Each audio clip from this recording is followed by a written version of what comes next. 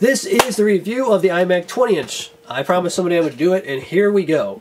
So without further ado, let's get right into it. First off, the exterior of the machine, you go to the apple.com website, you click on Mac, you look at the iMacs, it looks exactly like that. I'm not going to show it to you. Basically, that's what it is. You know, it doesn't have, there's no change in it. That's basically what it looks like. So, let's get right into the changes though.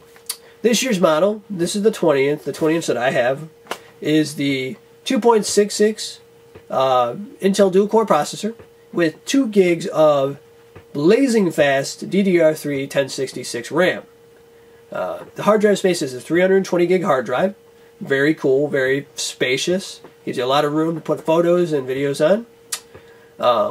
The huge change this year, though, has been the video card.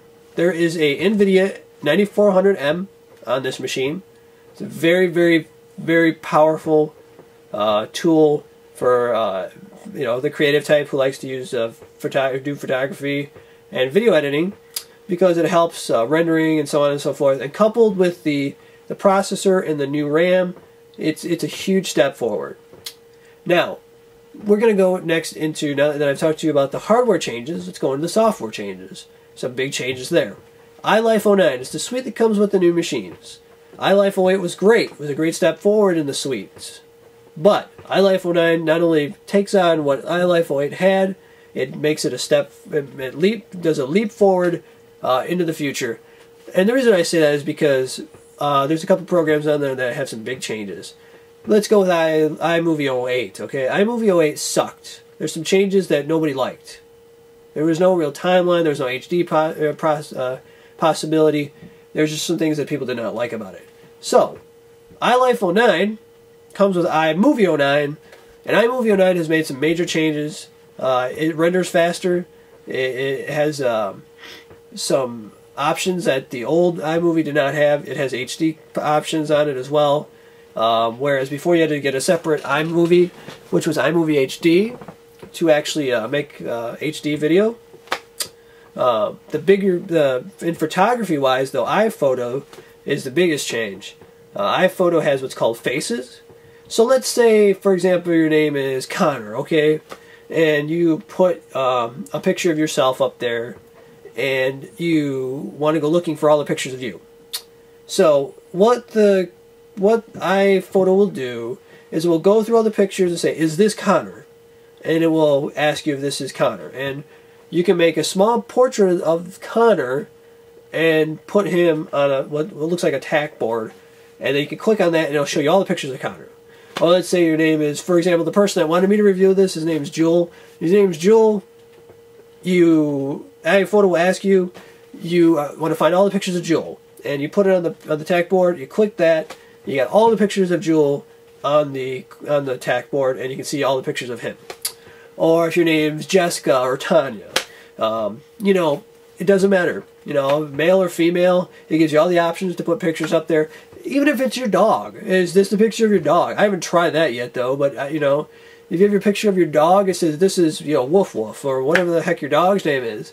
It'll go through, look for all the pictures of Woof Woof, and it'll give you the option to put it up there. It's really cool because then you don't have to go through all your pictures separately.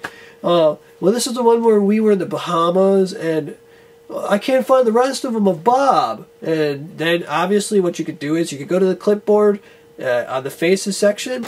You can click on Bob and bam, Bob is right there in all his pictures because you've gone through and you've named, this is Bob, find Bob. It will always obviously ask you if this is who it is.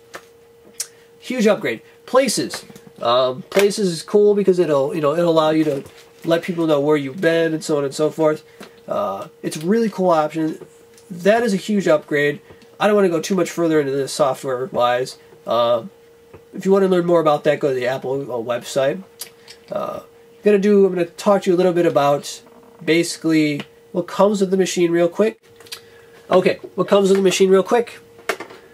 You get the Apple Mighty Mouse. Okay, this is a standard mouse. It's not a laser. It's not a laser mouse. It is a optical mouse.